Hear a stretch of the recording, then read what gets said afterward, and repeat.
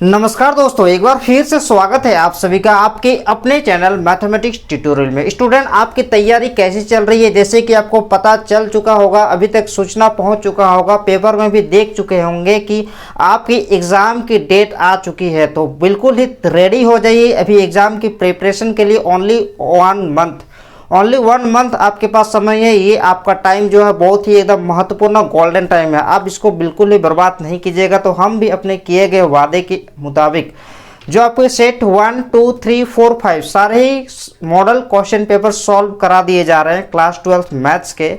इससे पहले set 1, set 2 और सेट 3 सॉल्व करा दिए गए हैं। आज के इस क्लास में सेट 4 सॉल्व कराए जाएंगे। ठीक है, इससे पहले हम इंटीग्रेशन आपके जैसे कि टर्म 2 के जो सिलेबस है वो भी कंप्लीट कराने का हम आपको बोल चुके थे। तो इंटीग्रेशन के प्लेलिस्ट आपको मिल जाएंगी इस वीडियो के डिस्क्रिप्शन में। फिर आपके वेक्टर के भी मिल जाएंगे और मॉडल क्वेश्चन पेपर के भी मिल जाएंगे और आपके 3 डायमेंशनल ज्योमेट्री के भी मिल जाएंगे। तो हमारे और 2 ही चैप्टर बाकी है, एक चैप्टर 12 और एक चैप्टर 13। तो ये भी आपके लगभग 1 वीक में ये भी चैप्टर कंप्लीट हो जाएगा। और आज के बाद जो नेक्स्ट क्लास होगा उसमें आपको प्रोबेबिलिटी का क्लास होगा। तो आप बिल्कुल ही जुड़ना नहीं भूलिएगा। तो जल्दी से इस क्लास को, इस सेशन को शानदार जानदार धमाकेदार क्लास लेकर आए हैं। तो इसके लिए आप जल्दी से शेयर कर दीजिए, दम लगा दीजिए एक बार, जितना भी आपके फ्रेंड है सबको शेयर कर दीजिए। ठीक है, तो जल्दी से बिना देरी किए आप कॉपी पेन लेकर रेडी हो जाइए। आज हम लोग सेट 4 पढ़ने जा रहे हैं। तो सेट 4 में जैसे कि क्वेश्चन नंबर 1 है d by d x f x equal to 4x³ plus 3/x⁴ ये दिया हुआ है। डी बाई डी एक्स यानी कि जो हमारे एफ एक्स है वो एफ एक्स का जो डिफरेंशिएशन है 4x³ प्लस 3/x⁴ है। ठीक है, आपको पूछा और दिया हुआ such that f2 equal to 0। f2 का वैल्यू कितना दिया हुआ है? 0 दिया हुआ है।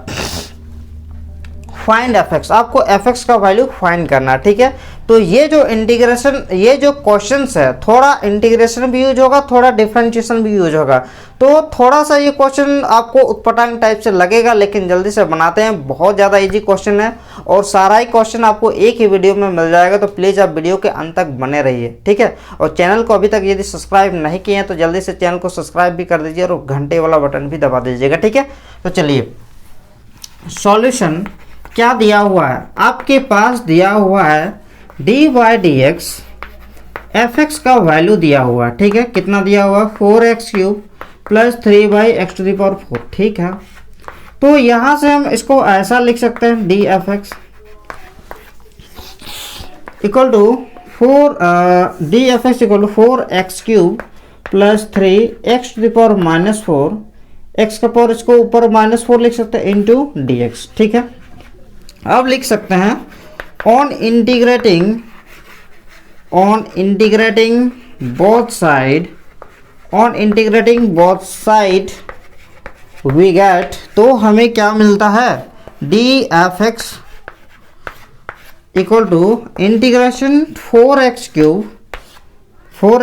Plus 3x⁴ into d x. आपको पता होना चाहिए कि इंटीग्रेशन dx का इंटीग्रेशन होता है x, dt का इंटीग्रेशन होता है t। ठीक है, ds का इंटीग्रेशन क्या होना चाहिए? s। तो भाई dfx का इंटीग्रेशन क्या होना चाहिए आपके अनुसार? सर fx होना चाहिए।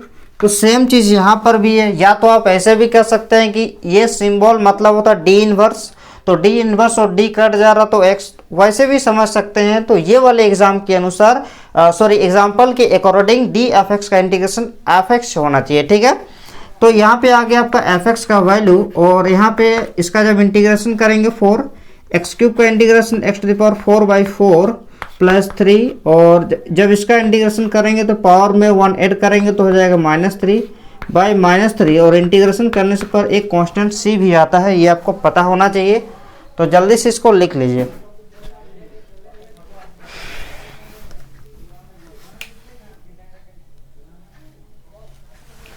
ठीक है, यहाँ पे मिटाते हैं।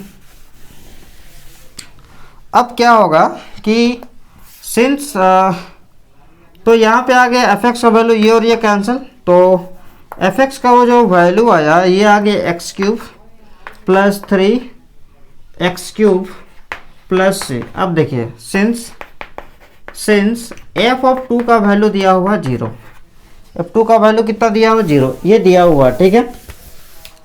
तो ये f2 का वैल्यू यदि 0 दिया हुआ है तो जब यहाँ x था तो एक्स क्यूब प्लस 3/x3, यानी कि जहाँ जहाँ x हो जाएगा वहाँ क्या हो जाएगा 2 हो जाएगा, ठीक है। जब यहाँ x था तो यहाँ x क्यूब, यदि यहाँ f2 है यानी कि क्या हो जाएगा 2 का क्यूब प्लस 3/2 क्यूब प्लस जहाँ जहाँ x है, जहाँ जहाँ x है वहाँ क्या हो जाएगा, वहाँ 2 हो जाएगा प्लस क्या c। सेम यही चीज लिखा था ना, जब यहाँ x तो यहाँ x, यहाँ x, यहाँ c। तो जब यहाँ 2 रखेंगे x के प्लेस पे यदि हम 2 रखेंगे तो जहाँ जहाँ x था वहाँ 2 हो जाएगा, इक्वल टू कितना हो जाएगा 0। इसको इक्वेशन 1 दे दीजिएगा, इक्वल टू हो जाएगा 0। तो 8 plus 3/8 plus c equal to हो जाएगा 0। एलसीएम ले लेंगे तो यहाँ पे हो जाएगा 8, 64 plus 3 plus c equal to 0। तो यहाँ पे आ जाएगा 67/8 प्लस c इक्वल टू 0। तो c इक्वल टू आ गया -67/8। पुटिंग c इक्वल टू -67/8 इन 1, ठीक है। तो इक्वेशन 1 पे जब रखते हैं तो होता क्या है कि f ऑफ x का जो वैल्यू हो जाएगा ये एक्स क्यूब प्लस 3/x3 और c का वैल्यू है -67/8। तो ये हो गया आपका fx। तो इतना आप यदि कीजिएगा तो आपका 2 मार्क्स मिलेगा। तो क्वेश्चन नंबर 1 थोड़ा सा घुमावदार था तो इसको अच्छे से कर लीजिएगा। यदि आप अच्छे से नहीं कीजिएगा तो ये क्वेश्चन छूटने की चांसेस है। और मॉडल सेट में दिया हुआ यानी कि ये क्वेश्चन बहुत बहुत बहुत ज़्यादा इंपॉर्टेंट क्वेश्चन है, ठीक है। तो जल्दी से नोट कर लीजिए।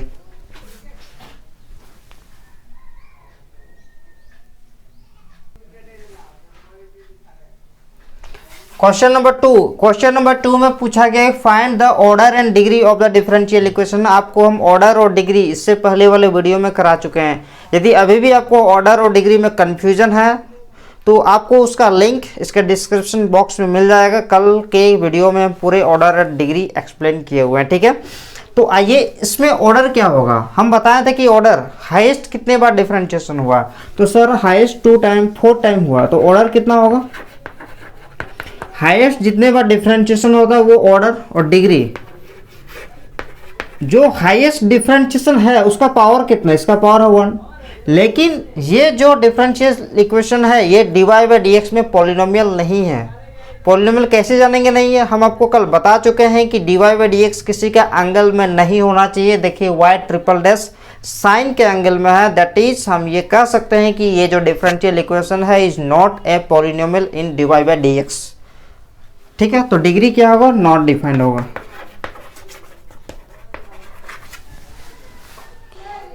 नेक्स्ट क्वेश्चन 3 नंबर में 3 नंबर में आपका एक वेक्टर दिया हुआ है, find a unit vector in the direction of vector i cap plus j cap plus 2k cap. तो मान लेंगे वो वेक्टर क्या है, वेक्टर है i cap plus j cap plus 2k cap, ठीक है। इसका हमें क्या निकालना है, यूनिट वेक्टर निकालना है। तो the unit vector in the direction of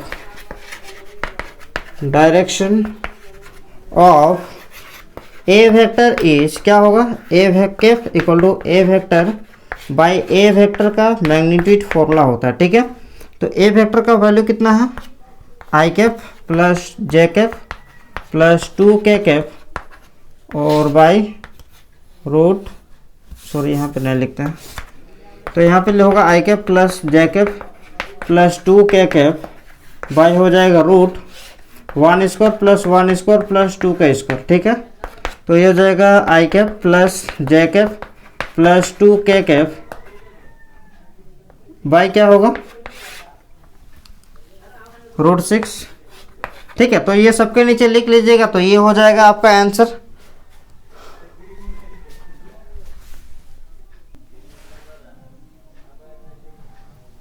देखिए जो क्वेश्चन नंबर 4 है आपके पास, देखिए क्वेश्चन का जो सीट है वो पीडीएफ आप जेरोक्स करके निकाल लीजिएगा, ठीक है। क्योंकि सारा ही क्वेश्चन लिखना पॉसिबल नहीं होता है। तो उम्मीद करते हैं आपके पास क्वेश्चन होंगे। हम क्वेश्चन रीड कर रहे हैं, जो दिए हुए उसको लिखें। चलिए समझाते हैं। Find the position vector of the mid point. हमें पोजीशन वेक्टर निकालना, किसका? पोजीशन वेक्टर निकालना किसका? मिड पॉइंट का। ठीक है, वो जो मिड पॉइंट है, वेक्टर जॉइनिंग द पॉइंट, वो इन दोनों पॉइंट से जॉइनिंग हो रहा है, एक है P और एक है Q। तो P और Q से जो PQ वेक्टर हो रहा है, इसका मिड पॉइंट का पोजीशन वेक्टर निकालना है। ठीक है, तो यहाँ पे क्या होगा फॉर्मूला, लेट करेंगे R be the mid point of एक मिनट ऐसा करते हैं, इसका पोजीशन वेक्टर निकालते हैं। ओपी वेक्टर इक्वल टू कितना होगा, 2i cap plus 3j cap plus 4k cap, और OQ वेक्टर कितना होगा, 4i cap plus j cap minus 2k cap. ये हो गया दोनों ही पॉइंट। अब मान लेंगे let R be the mid point of the vector joining of the vector PQ vector. ठीक है, देन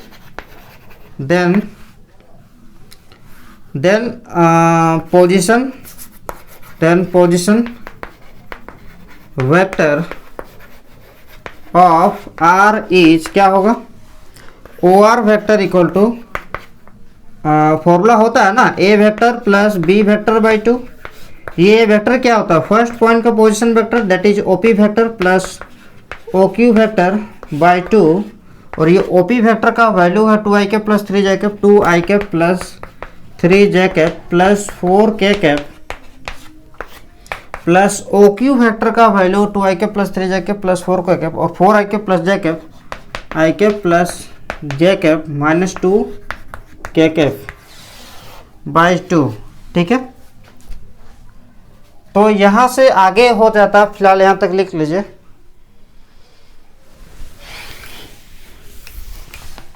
तो नेक्स्ट क्या होता है, 2i cap plus 4i cap हो जाएगा 6i cap, 3j cap plus j cap हो जाएगा 4j कैप, और 4k cap minus 2k cap हो जाएगा 2k कैप बाई 2। तो ये हो जाएगा आपका 6i cap by 2 plus 4 by 2 j cap plus 2 by 2 k cap, तो 3i cap plus 2j cap plus k cap. ये हो जाएगा आपका आंसर, नोट कर लीजिए।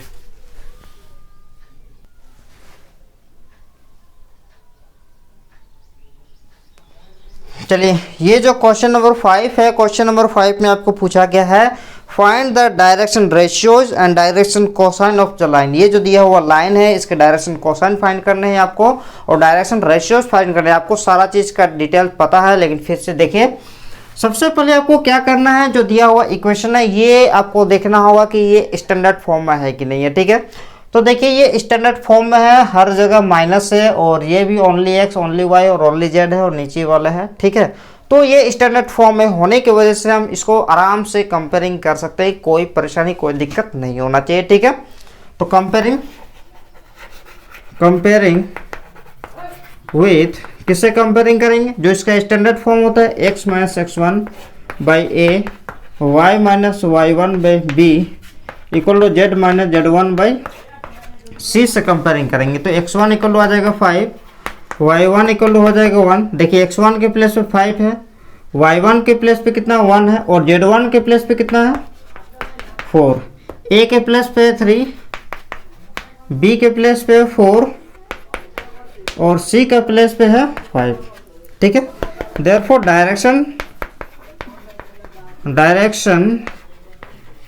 रेशियोज आर, डायरेक्शन रेशियोज क्या होता है, यही ए बी सी ही होता है, यानी कि 3, 4, 5। ठीक है, तो अब देखो एल का वैल्यू निकालेंगे, क्योंकि डायरेक्शन कोसाइन हमको पता करना होगा। तो एल इक्वल टू क्या होता है, A by root A square plus B square plus C square. A का वैल्यू है 3 by root 3 square plus 4 square plus 5 square.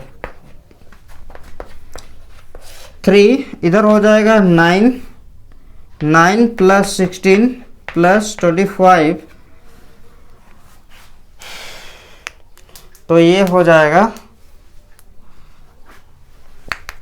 16 और 9 होगा आपका 25, ये हो जाएगा 3/50, 3/√50, ठीक है। यानी कि इसका जो वैल्यू होगा 3/5√2। नेक्स्ट m का वैल्यू कितना आएगा, b/√a² plus b² plus c², यानी कि b का वैल्यू है आपका 4/√3² प्लस 4² प्लस 5², यानी कि 4 इसका भी 5√2 आएगा। उसके बाद लिख सकते हैं m का वैल्यू, n का वैल्यू है c/√a² plus b² plus c², यानी कि c का वैल्यू है आपको 5/3² प्लस 4² प्लस 5², यानी कि 5 हो जाएगा आपका 5√2, ठीक है। तो ये और ये कैंसिल, यानी कि बच जाएगा 1/√2। तो देखिए डायरेक्शन कोसाइंस का जो और डायरेक्शन रेशियो के जो रिलेशन होते हैं वहां से हम डायरेक्शन कोसाइन फाइंड कर चुके हैं। अब एक ही लाइन बाकी है, अब आपको हैंस करके आंसर देना है। हैंस द डायरेक्शन कोसाइंस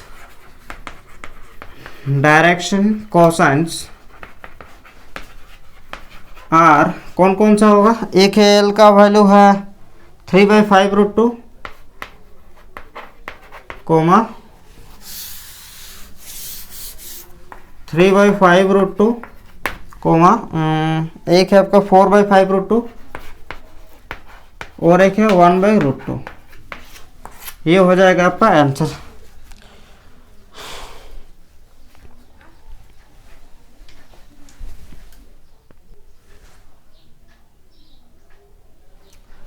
चलिए ये जो क्वेश्चन नंबर 6 है, क्वेश्चन नंबर 6 में आपको क्या कहता है। क्वेश्चन देखिए, क्वेश्चन आपके पास रखिए, हम क्वेश्चन नहीं लिखे हैं, ठीक है।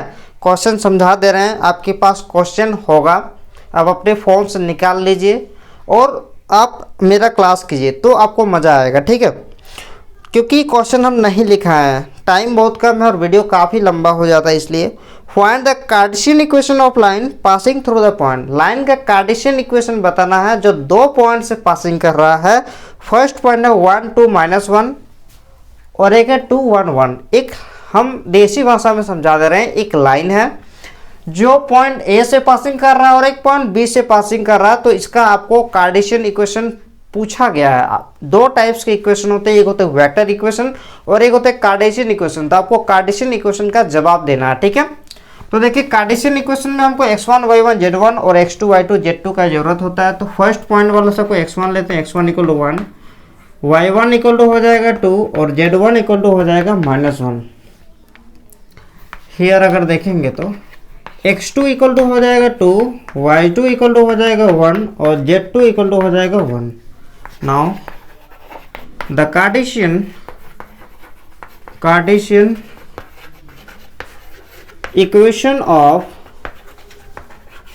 लाइन इज क्या होगा, x - x1 by x2 - x1 y - y1 by y2 - y1 equal to z - z1 by z2 - z1।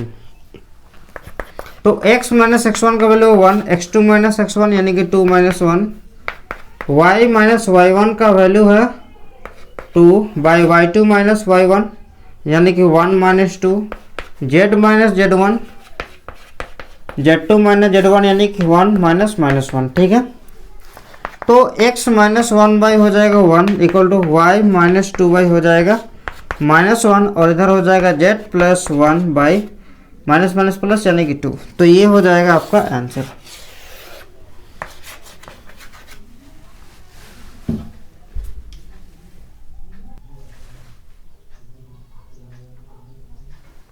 चलिए जो क्वेश्चन नंबर 7 है, क्वेश्चन नंबर 7 आपके कंडीशनल प्रोबेबिलिटी से है। देखिए क्या कहता है, if a fair die is rolled, कोई एक फेयर डाई को रोल किया जाता है E इक्वल टू एक इवेंट है जिसमें 1 3 5 मिल रहा है, और F इक्वल टू एक इवेंट है जिसमें 2 और 3 आउटकम्स मिल रहा है, और G इक्वल टू में है 2 3 4 5। तो आपको कंडीशनल प्रोबेबिलिटी पूछा गया है E इंटरसेक्शन F का जब G हो चुका। कंडीशनल प्रोबेबिलिटी का मतलब ही होता है, कल से आपके कंडीशनल प्रोबेबिलिटी के क्लास स्टार्टिंग होंगे, तो आपको वहाँ यहाँ अगर दिक्कत होगा तो वहाँ से आप अच्छे से कॉन्सेप्चुअल क्लास कर सकते हैं। ठीक है, तो सबसे पहले यानी कि देखिए हम लोग फॉर्मूला जानते हैं कि जब P of E by F होता है तो इसका फॉर्मूला क्या होता है, P of E intersection F by क्या होता है, P ऑफ F।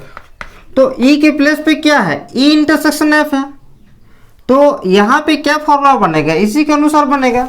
यहाँ पे E है तो यहाँ पे E इंटरसेक्शन F है, सेम है। ठीक है, तो सबसे पहले हम लोग क्या करेंगे, देखिए नीचे वाले के प्रोबेबिलिटी। तो सबसे पहले सॉल्यूशन जो दिया हुआ है कि क्या क्या दिया हुआ है, E इक्वल टू है 1 3 5, F इक्वल टू है 2 3, और G इक्वल टू है आपका 2 3 4 5। ठीक है, when a die is rolled then S equal to क्या होता है, 1 2 3 4 5 6। ठीक है, ये होता है। तो N of S equal to यानी कि हो जाएगा आपका 6। तो इसका भी प्रोबेबिलिटी, क्योंकि फॉर्मूला होता है P of E by F का, probability of E intersection F by P of F, यानी कि आपको नीचे वाले का भी प्रोबेबिलिटी चाहिए, यानी कि P ऑफ G भी निकालना होगा। तो यहाँ पे हम लिख सकते हैं N of E equal to है आपका 3, N of F equal to है आपका 2, और N of G equal to है 4। ठीक है, तो P ऑफ G यानी कि G होने की जो प्रायिकता होगा वो N of G, number of element inside G, by क्या होगा, N ऑफ S। किसी भी चीज़ का जब भी हम प्रोबेबिलिटी फाइंड करते हैं तो number of outcomes in favour to G by total number of outcomes. तो N ऑफ G का वैल्यू है आपका 4 बाई N ऑफ S का वैल्यू 6, यानी कि 2/3। ठीक है, अब देखिए इन दोनों का क्या पूछा था, इंटरसेक्शन। इन दोनों का इंटरसेक्शन का प्रोबेबिलिटी है। इन दोनों का फॉर्मूला में E का कंडीशनल प्रोबेबिलिटी कब, जब F हो चुका है, तो जो फॉर्मूला होता है इन दोनों का इंटरसेक्शन का प्रोबेबिलिटी, यानी कि यहाँ भी इसका और इसका, जैसे कि इन दोनों का इंटरसेक्शन किया है वैसे इन दोनों का भी इंटरसेक्शन करेंगे, का प्रोबेबिलिटी फाइंड करेंगे। यानी कि सबसे पहले तो हमको E intersection F intersection G find करना होगा। तो E इंटरसेक्शन F क्या होगा, E intersection F intersection G। तो E इंटरसेक्शन F क्या आएगा, E इंटरसेक्शन F, E और F में कॉमन क्या आएगा, ओनली 3 आ जाएगा। इंटरसेक्शन G में क्या है, 2 3 4 5, तो अगर सब में कॉमन देखा जाए तो 3 आ जाएगा। ठीक है, अब इसका प्रोबेबिलिटी यदि हम फाइंड करेंगे P of E intersection F intersection G का यदि हम प्रोबेबिलिटी फाइंड करेंगे तो number of element E intersection F intersection G by क्या होगा, N ऑफ S होगा ना। तो E intersection F intersection G में नंबर ऑफ एलिमेंट कितने हैं, वो 3 आउटकम्स है, नंबर ऑफ एलिमेंट यहाँ 1 है, यानी कि क्या होगा 1/6। ठीक है, तो ये हो जाएगा 1/6। तो जल्दी से लिख लीजिए।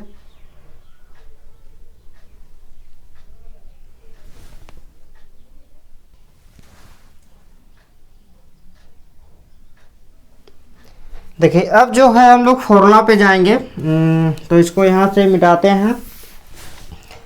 तो उसके अनुसार फॉर्मूला में रखेंगे, जब यहाँ E और F था तो दोनों का इंटरसेक्शन तो यहाँ पे क्या होगा now, P of E intersection F by G का वैल्यू पूछा है, यानी कि P of E intersection F, देखो इसका इंटरसेक्शन इसके साथ, यानी कि इसका इंटरसेक्शन इसके साथ, बात समझ में आ रहा है, बाई पी ऑफ जी।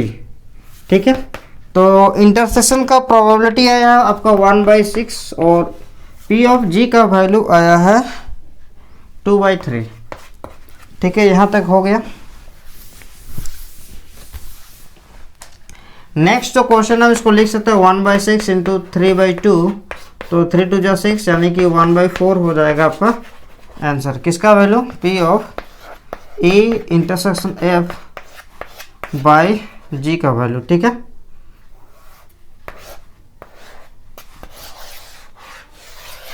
तो चलिए यहाँ तक। अब हम लोग का सेक्शन ए कंप्लीट हो गया है, अब आपका सेक्शन बी स्टार्टिंग होगा।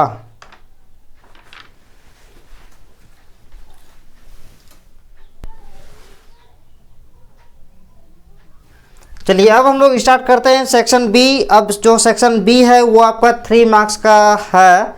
ठीक है, जितने भी क्वेश्चन, लेकिन सारा ही क्वेश्चन आपको बनाना नहीं है, और कितने क्वेश्चन आपको बनाना नहीं बनाना आपको फर्स्ट वीडियो में ही आपको बता दिया जा चुका है। और मेरा कोर्स कंप्लीट होने के बाद हम वो एक और आपको बात बता देना चाहते हैं, आप एग्जाम की प्रिपरेशन तैयारी वगैरह कैसे कीजिएगा, या तो देखते हैं एक वीडियो बनाएंगे कि किस तरह का आप क्लास तैयारी कीजिएगा, तो आपका अच्छे से अच्छे मार्क्स आ सकते हैं। ठीक है, तो सबसे पहले देखिए क्वेश्चन नंबर 8 जो कि सेक्शन बी से, अब आपका मार्क्स का वेटेज यहाँ से बढ़ गया। ठीक है, ये इंटीग्रेशन का क्वेश्चन देखिए कैसे सॉल्व करते हैं। ये सब्स्टिट्यूशन मेथड से नहीं बनेगा, ना तो कोई इंटीग्रेशन का मेथड यूज होगा। यहाँ पे ट्रिग्नोमेट्री फॉर्मूला से जो रिलेटेड आपका इंटीग्रेशन है, दैट इज एक्सरसाइज 7.3 टाइप से बनेगा। ठीक है, तो चलिए, तो यहाँ पे हम इसको dx बाई, इसको किसी को लेट करने से बनने वाला है नहीं, इसको फॉर्म में लाइए, सेटिंग कीजिए। तो tan x को लिख सकते हैं sin x by cos x। अब देखिए dx बाई, यहाँ पे एलसीएम लेंगे तो cos x एलसीएम हो जाएगा, यहाँ पे हो जाएगा cos x minus sin x। ठीक है, सबसे पहले हम क्या किया, 1 को लेके sin बाई cos। अब यदि यहाँ पे हम एलसीएम ले लेते हैं तो एलसीएम आ जाएगा आपका cos x, और ये वाला जो cos x है ये इसके साथ मल्टीप्लाई हो जाएगा, और ये हो जाएगा माइनस sin x। यहाँ तक आपको कोई समस्या नहीं होना चाहिए। नेक्स्ट हो जाएगा ये वाला जो cos x है ये ऊपर आ जाएगा, यानी कि cos x by cos x minus sin x dx।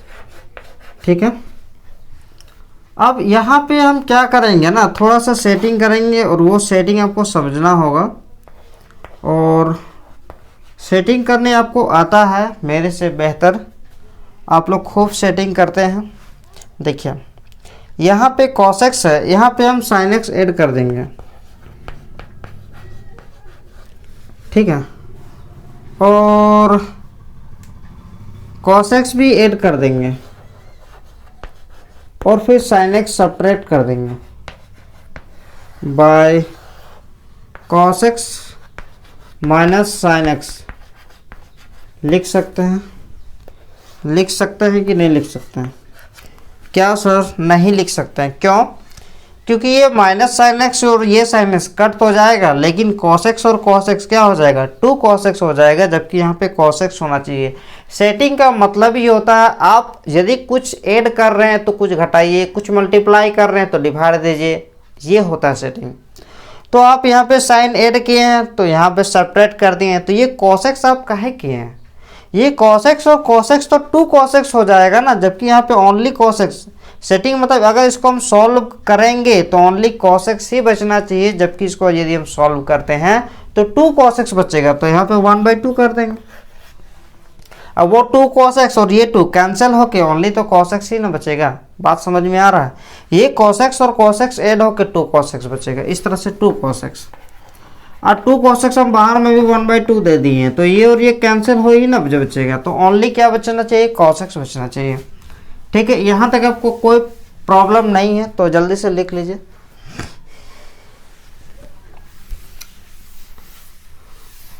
अब क्या होगा कि 1/2 यहाँ पे अब हम लिख सकते हैं cos x plus sine x, cos x plus sine x plus, इसको एक साथ लिखें, फिर इधर लिख सकते हैं cos x minus sine x by cos x minus sine x.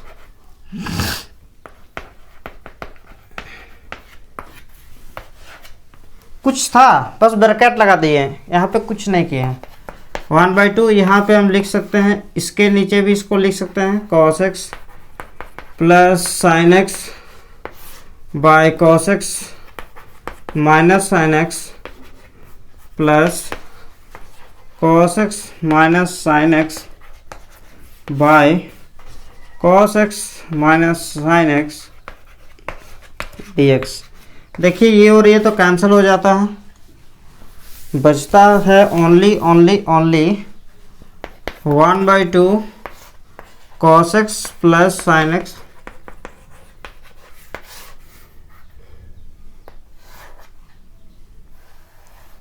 cos x minus sine x plus 1। एक बार अलग अलग ही इंटीग्रेशन कर देते हैं। एक बार इसका इंटीग्रेशन होगा प्लस यहाँ पे कुछ नहीं बचा, मतलब क्या है 1 है, 1 dx। तो ये 1/2 इसके साथ भी मल्टीप्लाई होगा और इसके साथ भी तो मल्टीप्लाई होगा ना। बात क्लियर है। थोड़ा सा स्टेप बढ़ा, मतलब थोड़ा एक स्टेप नहीं लिखे हैं, लेकिन आपको समझ में आ जाना चाहिए कि यहाँ पे ये बचेगा और यहाँ पे ये बचेगा। तो अलग अलग यदि हम इंटीग्रेशन करते हैं तो इस तरह से होगा। अब ये 1/2 पूरे के साथ मल्टीप्लाई है तो सबको भी दे देना होगा, बस इतना सा फंडा है, ठीक है। तो यहाँ पे भी dx देना होगा और इसको लेट करने से ये वाला कट जाएगा, put cos x minus sine x equal to t। तो d/dx cos x minus sine x equal to हो जाएगा dt/dx। तो ये हो जाएगा cos x का differentiation minus sine x, minus sine x का डिफरेंशिएशन होता है cos x इक्वल टू हो जाएगा dt/dx। तो इधर से माइनस कॉमन निकाल लेंगे तो ये हो जाएगा minus sine x plus cos x equal to dt/dx। तो dx का वैल्यू आ जाएगा minus dt/ sine x plus cos x, ठीक है। ये चीज़ आपका हो चुका है। तो फटाफट वीडियो पसंद आ रहा है तो लाइक विक शेयर ठोकना बिल्कुल नहीं भूलिएगा, लाइक कर दीजिए, ठीक है। इससे हमारा एनर्जी बनता है और हम आपके लिए और भी अच्छा कंटेंट लेकर आएंगे, ठीक है। तो लाइक विक करने नहीं भूलिएगा, ठीक है। तो चलिए यहाँ तक आप लिख सकते हैं।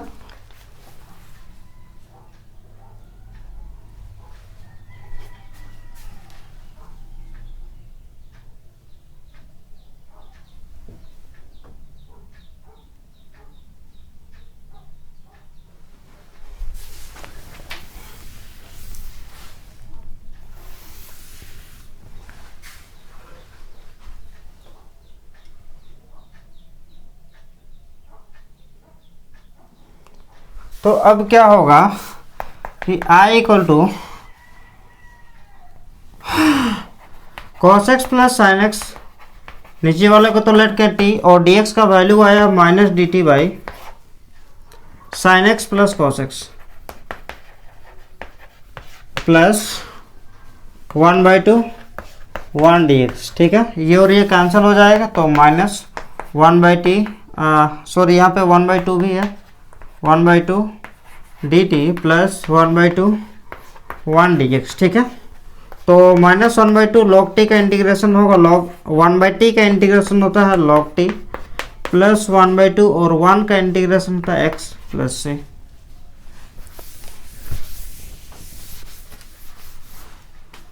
तो ये हो जाएगा माइनस 1/2 log t का वैल्यू है आपका, t का वैल्यू कितना है भाई,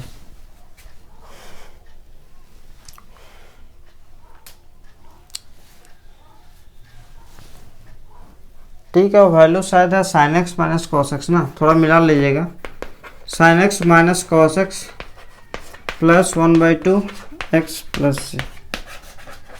तो ये हो गया आपका आंसर। हो सकता है आंसर यहां तक भी लिखेंगे तो आंसर गलती नहीं होना चाहिए, या तो एक और स्टेप भी बढ़ा सकते हैं लॉग, या तो यहां तक भी छोड़ सकते हैं। ठीक है, तो चलिए नेक्स्ट क्वेश्चन यहां तक लिख दीजिए।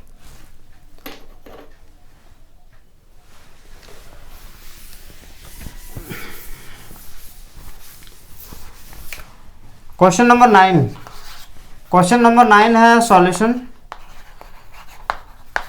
आई इक्वल टू है cos 2x minus cos 2 alpha, cos 2x minus cos 2 alpha by cos x minus alpha, cos x minus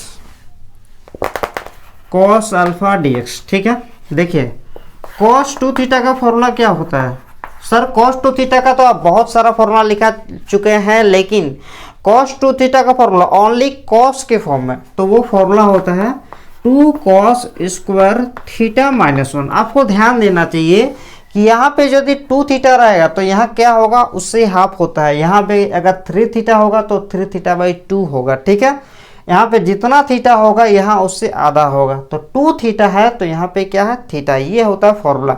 cos 2 theta का फॉर्मूला क्या होता है, 2 cos स्क्वायर थीटा माइनस 1। ठीक है, तो यहाँ भी सेम फॉर्मूला लगाएंगे, cos 2x cos 2 theta cos 2x, तो यहाँ भी सेम फॉर्मूला cos 2x के बदले लगेगा। जब 2 थीटा था तो 2 cos स्क्वायर थीटा माइनस 1, तो cos 2x तो 2 cos स्क्वायर x माइनस 1। ठीक है, माइनस cos 2 अल्फा का भी सेम होगा, 2 cos square x minus 1 by cos x minus cos alpha dx। तो ये हो जाएगा 2 cos स्क्वायर x माइनस 1, ये माइनस इसको भी माइनस कर देगा, माइनस 2 cos स्क्वायर x, और ये माइनस माइनस प्लस 1, ये minus 1 plus 1 cancel, by cos x minus cos alpha dx। अब यहाँ से 2 कॉमन ले लेते हैं तो क्या होगा, cos square x minus, sorry यहाँ पे अल्फा होगा, सॉरी यहाँ पे अल्फा होगा, अल्फा अल्फा। ठीक है, cos square alpha by cos x minus cos alpha dx। ठीक है, यहाँ तक हो जाने के बाद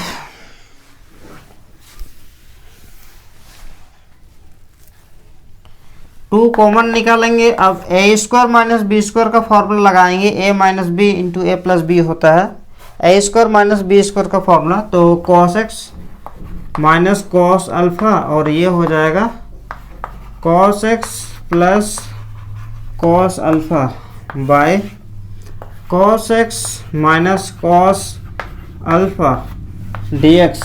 तो ये और ये कैंसिल हो जाएगा।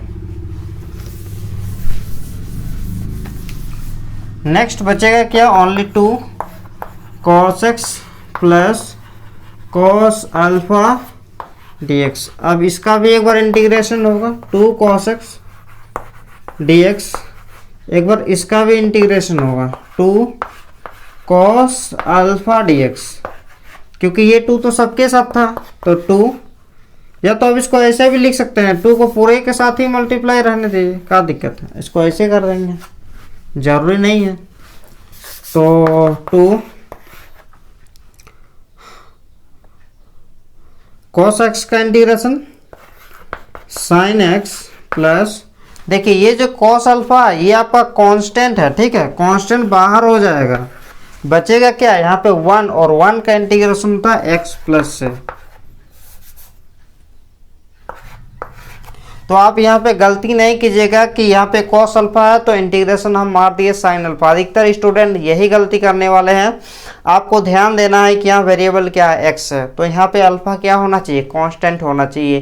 तो कांस्टेंट का इंटीग्रेशन क्या होता है, कांस्टेंट बाहर होता है, जो बचता है उसका इंटीग्रेशन होता है। तो cos अल्फा बाहर हो गया, बचता है 1, और 1 का इंटीग्रेशन होता है x। तो यहाँ तक आपको कोई दिक्कत, कोई परेशानी नहीं होनी चाहिए, और ये हो गया आपका आंसर। ठीक है, चलिए नेक्स्ट क्वेश्चन।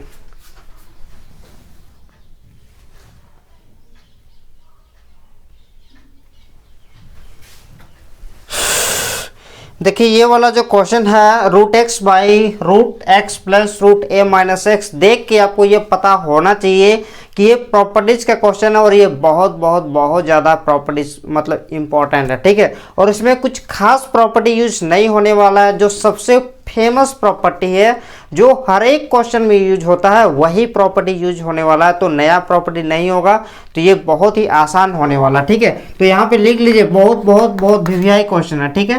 तो प्रॉपर्टी यूज होगा, आपको पता होना चाहिए कि 0 to a fx dx का जो इंटीग्रेशन होता है, हम उसके अपर लिमिट यानी कि a में से उसके वेरिएबल को घटा सकते हैं। ये आपके प्रॉपर्टीज, हम प्रॉपर्टीज ऑफ इंटीग्रेशन में क्लियर करा चुके हैं, ठीक है। तो यहाँ पे आप इसको इक्वेशन 1 दे दीजिएगा, जैसे कि हर एक क्वेश्चन को सॉल्व करते हैं। तो ये हो जाएगा 0 to a, जहाँ जहाँ x है, जहाँ जहाँ x है उसकी अपर लिमिट से उस x को घटा देना।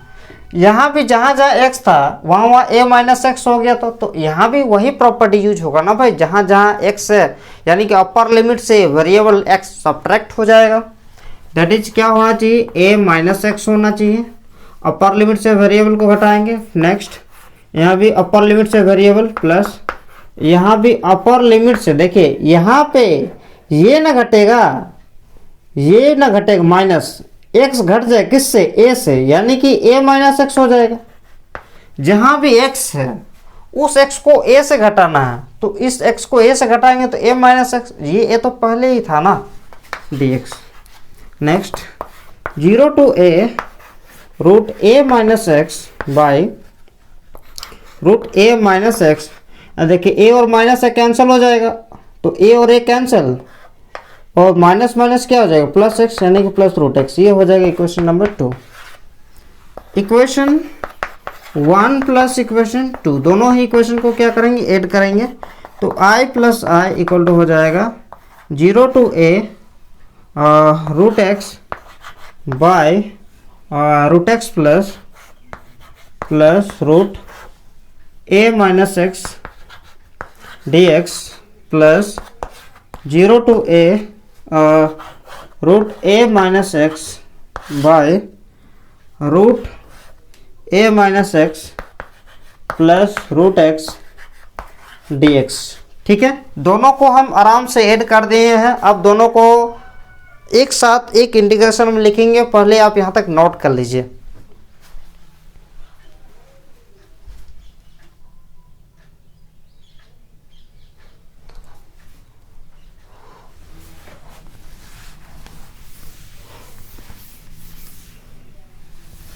अब क्या होगा कि ये वाले इंटीग्रेशन को तो हम 2i लिख सकते हैं। देखिए इसका भी integration upper limit lower limit same, इसका भी सेम है, तो दोनों को एक इंटीग्रेशन में मर्ज कर सकते हैं। तो ये हो जाएगा 0 to a और root x plus by root x plus root a minus x plus root a minus x by root a minus x plus root x d x. अब एलसीएम लेना है, तो 2i इक्वल टू हो जाएगा 0 to a, LCM लेंगे root x plus root a minus x, ऊपर भी same हो जाएगा, ठीक है। जो इतना बड़ा जो इंटीग्रेशन था वो हम कह सकते हैं कि वो बस डरावना था, कट गया, बचा कितना, 2i equal to 0 to a 1 dx, ठीक है। तो 2i इक्वल टू हो जाएगा 1 का इंटीग्रेशन x, अपर लिमिट होता है a, लोअर लिमिट 0, तो 2i इक्वल टू हो जाएगा a माइनस 0, तो 2i इक्वल टू हो जाएगा a, तो i का वैल्यू हो जाएगा a बाई 2। ये हो जाएगा आपका आंसर, ठीक है।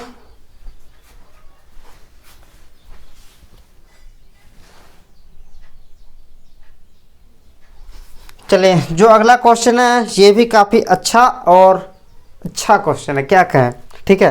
तो देखिए 0 to पाई है, sine square x by 2 minus cos square x by 2 है, जो कि ये भी आपके क्वेश्चन फॉर्म में नहीं है, तो सबसे पहले इसको भी फॉर्म में लाना होगा, ठीक है। तो ये तो फॉर्मूला में भी नहीं है, लेकिन फॉर्मूला में लाने के लिए हम माइनस कॉमन निकाल सकते हैं, क्योंकि cos square x by two minus हो जाएगा sine square x by two, ठीक है, dx। अब देखिए यहाँ पे फॉर्मूला होता है कि cos square theta minus sine square theta equal to होता है कॉस टू थीटा, सॉरी हाँ कॉस टू थीटा, ठीक है। यानी कि कॉस टू थीटा बराबर ये भी एक फॉर्मूला होता है cos square theta minus sine square theta. यहाँ जितना थीटा रहेगा इधर उतना हाफ होगा, मतलब इधर जितना रहेगा इधर उतना आधा रहेगा, और इधर जितना रहेगा उधर दो गुना रहेगा। यानी कि अगर थीटा थीटा है तो इधर हो जाएगा टू थीटा, अगर यहाँ थीटा रहेगा तो यहाँ होगा टू थीटा, टू थीटा रहेगा तो ये हो जाएगा फोर थीटा, फाइव थीटा रहेगा तो उधर हो जाएगा टेन थीटा। तो आप बताइए 0 to पाई, यहाँ पे अगर थीटा के प्लेस पे x बाई टू होगा तो इसका दो गुना क्या होगा, cos 2 into x by two हो जाएगा, यानी कि cos x बचेगा ना, और cos x का इंटीग्रेशन होता है sin x, upper limit pi lower limit 0, तो माइनस एक बार होगा sine pi minus sine 0, sine pi का वैल्यू भी होगा, साइन पाई का वैल्यू होगा 0 माइनस 0, तो ये हो जाएगा 0, ठीक है। तो ये हो गया आपका answer.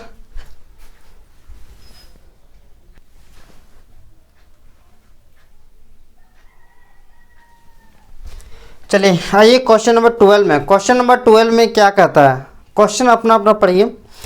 If the vertices A B C of a triangle, कोई एक ट्रायंगल है, त्रिभुज है जिसका वर्टेसेस ए बी सी और कोऑर्डिनेट भी डॉट डॉट डॉट दिए हुए हैं फलाना ये सब, ठीक है। Then find angle A B C, आपको ये एंगल पूछा, आपको क्या पूछा, ये एंगल आपको बताना, एंगल ए बी सी आपको बताना है, ठीक है। तो हम बी ए वेक्टर निकाल लेंगे और बी सी वेक्टर निकालेंगे, दो वेक्टर निकालेंगे, और आप जानते हैं कि दो वेक्टर के बीच का एंगल कैसे फाइंड किया जाता है, दो वेक्टर का एंगल कैसे फाइंड किया जाता है, तो उस वाले प्रोसेस से एंगल फाइंड करेंगे। तो बी ए वेक्टर का एंगल फाइंड करेंगे और बी सी वेक्टर के बीच का जो एंगल होगा वही एंगल ए बी सी होगा। बात क्लियर है, क्वेश्चन समझ में है, फिर से समझाते हैं। ए बी सी एक ट्रायंगल दिया हुआ है, आपको ये वाला कौन पूछा है, तो हम क्या करेंगे, ये वाले कोण निकालने के लिए हम ए बी वेक्टर निकालेंगे, सॉरी बी ए वेक्टर और बी सी वेक्टर, और बी ए वेक्टर और बी सी वेक्टर के बीच का एंगल निकाल लेंगे, क्योंकि बी ए वही एंगल होगा जो ये वाला एंगल होगा, ठीक है। तो मान लेंगे देन पॉइंट ए का जो पोजीशन वेक्टर होगा that is O A vector equal to क्या होगा, i cap plus 2 j cap plus 3 k cap. O B vector equal to होगा minus i cap plus 0 j cap plus 0 k cap, और O C vector का value होगा 0 i cap plus j cap plus 2 k cap, ठीक है। अब देखो B A vector का value निकालेंगे, तो बी ए वेक्टर का वैल्यू क्या होगा, O A vector minus O B vector, O A vector का वैल्यू है i cap plus 2 j cap plus 3 k cap minus O B vector का value minus i cap plus 0 j cap plus 0 k cap. अब बताइए ये minus minus plus आई cap हो जाएगा 2 आई cap, और इधर वाला सब तो 0 है तो प्लस 2 जे कैप ही होगा प्लस 3 के कैप ही होगा, किसका वैल्यू, बी ए वेक्टर का वैल्यू, ठीक है। नेक्स्ट इसी प्रकार अब हम निकालेंगे बी सी वेक्टर का वैल्यू, तो B C vector equal to हम लिख सकते हैं O C vector minus O B vector, और ओ सी वेक्टर का वैल्यू है आपका 0 i cap plus j cap plus 2 k cap minus O B vector का वैल्यू है minus i cap plus 0 j cap plus 0 k cap, minus minus plus, तो 0 i cap minus minus plus I cap, यानी कि आई cap plus ये हो जाएगा, इधर तो सारा 0 है, जे कैप प्लस हो जाएगा 2 के कैप, किसका वैल्यू आया, बी सी वेक्टर का वैल्यू आया, ठीक है। तो BC वेक्टर का यदि हम मैग्नीट्यूड निकालेंगे तो क्या होना चाहिए, या तो यहाँ पे रहने ही देते हैं, लेट करेंगे, let theta be the angle between BA vector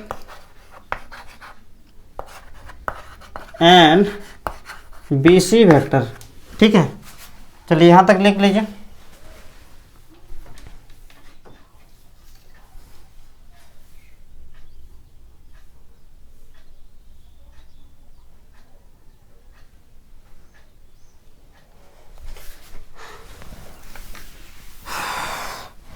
तो देन cos थीटा का जो फॉर्मूला होता है ये होता है BA vector dot BC vector by BA vector का मैग्नीट्यूड इंटू BC वेक्टर का मैग्नीट्यूड।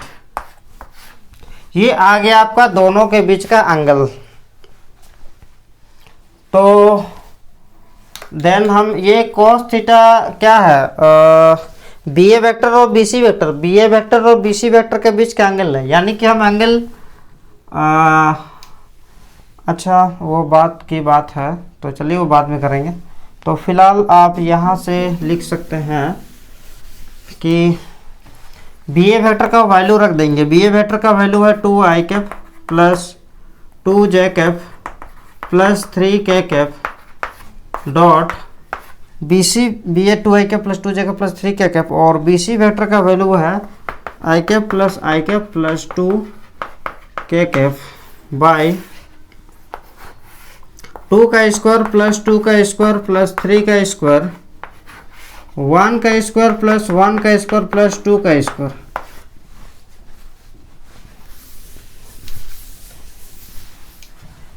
तो यहाँ पे हो जाता है 2i कैप इंटू आई कैप के साथ, यानी कि 2j cap into j cap हो जाएगा 2 और प्लस हो जाएगा 6 बाय रूट 4 प्लस 9 और यहाँ पे हो जाएगा 1 प्लस 4। तो ये होता है 10 बाय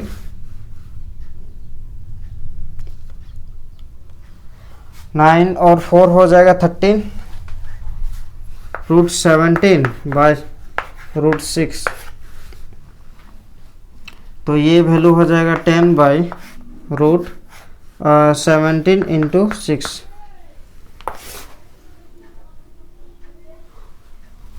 तो cos थीटा इक्वल टू हो जाएगा, यानी कि थीटा इक्वल टू हो जाएगा cos इनवर्स 10 बाई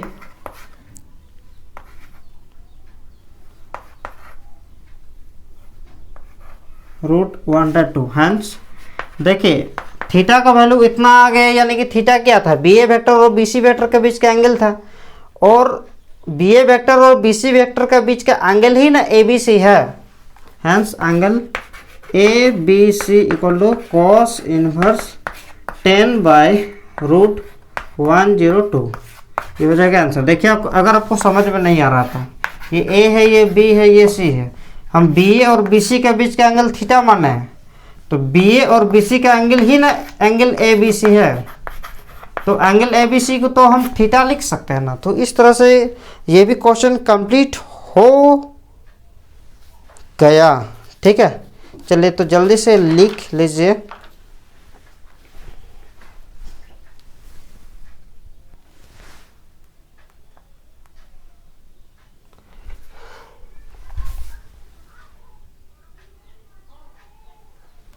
देखिए क्वेश्चन नंबर 13, ये वाले जो क्वेश्चन है, find the angle between the flowing pair of line. दोनों लाइन के बीच का एंगल पूछा है, एक ये वाला लाइन दिया हुआ है, एक ये वाला लाइन दिया हुआ है, दोनों के बीच का कोण निकालिए। ठीक है, तो कंपेयरिंग करेंगे। कंपेयरिंग करने से पहले स्टैंडर्ड फॉर्म में अगर है तो ठीक है, नहीं है तो लाना पड़ेगा।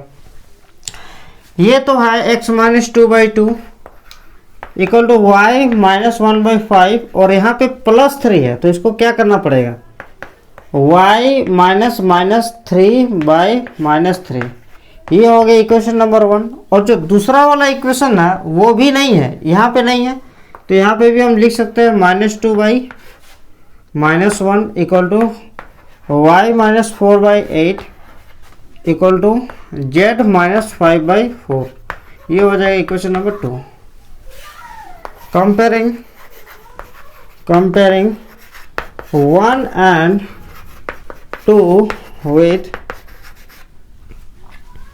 x minus x1 by a1, y minus y1 by b1, z minus z1 by c1 and x minus x2 by a2, y minus y2 by b2 equal to z minus z2 by c2 विकेट। ठीक है, तो देखिए angle में तो हमको x1 y1 z1 x2 y2 z2 से कोई मतलब नहीं है, हमको ओनली डायरेक्शन रेशियो चाहिए, यानी कि ए बी सी चाहिए। ठीक है, तो देखिए इक्वेशन 1 को ये वाले इक्वेशन से कंपेयरिंग कर रहे हैं, तो a1 के प्लेस पे क्या है 2, b1 के प्लेस पे क्या है 5 और c1 के प्लेस पे -3, a2 के प्लेस पे है। और ये हो गया इक्वेशन 1। इक्वेशन 2 को हम ये वाला लाइन के साथ कर रहे हैं, इक्वेशन 2 को इसके, ये है इक्वेशन 2, ये इसके साथ। तो a2 के प्लेस पे है -1, b2 के प्लेस पे है 8 और c2 के प्लेस पे 4। x1 y1 z1 अगर आपको इच्छा तो लिख सकते हैं, नहीं भी लिख सकते हैं, लेकिन यहाँ पे ज़रूरत नहीं है। तो let theta be the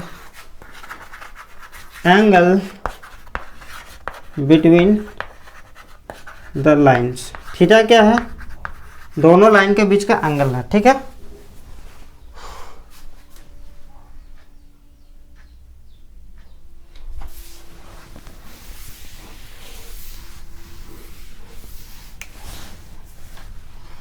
then cos theta equal to formula होता है a1 a2 plus b1 b2 plus c1 c2 by root a1 square plus b1 square plus c1 square into a2 square plus b2 square plus c2 square. तो cos theta equal to हो जाएगा a1 a2 2 into -1 plus b1 का value 5 into 8 plus c1 c2 यानी कि -3 into 4 by a1 का square यानी कि 2 का स्क्वायर प्लस b1 का स्क्वायर यानी कि 5 का स्क्वायर प्लस c1 का स्क्वायर यानी कि -3 का स्क्वायर। a2 का स्क्वायर हो जाएगा -1 का स्क्वायर, b2 का स्क्वायर यानी कि +8 स्क्वायर प्लस 4 स्क्वायर। ठीक है, अब इसको सॉल्व करेंगे तो ये हो जाएगा -2 प्लस 40 और ये हो जाएगा -12 बाय, यहाँ पे हो जाएगा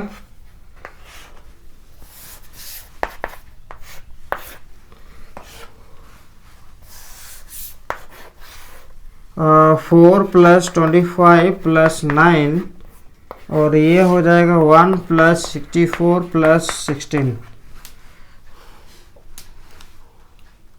तो यहाँ पे हो जाएगा 40 में अगर 12 सब्ट्रैक्ट करेंगे तो हो जाएगा 28 माइनस 2 यानी कि 26 बाई यहाँ पे हो जाएगा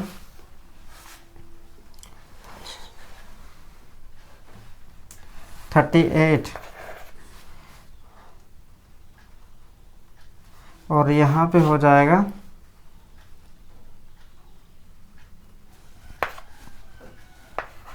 31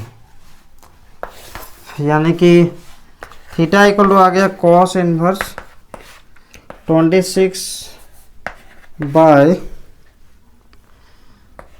√38 इंटू 9 कॉस इनवर्स 26 बाय 9√38। तो ये हो जाएगा आपका आंसर। ठीक है, तो आज थोड़ा हम इतना ही क्वेश्चन करते हैं, क्वेश्चन नंबर 13 तक ही, और नेक्स्ट क्लास में आपको हम 14 से 19 तक का सेट आपको कंप्लीट कर दिया जाएगा। ठीक है, तो फिलहाल यहाँ तक लिख लीजिए। आज हम यहीं पे क्लास को समाप्त करते हैं, तो मिलते हैं नेक्स्ट क्लास में। ठीक है।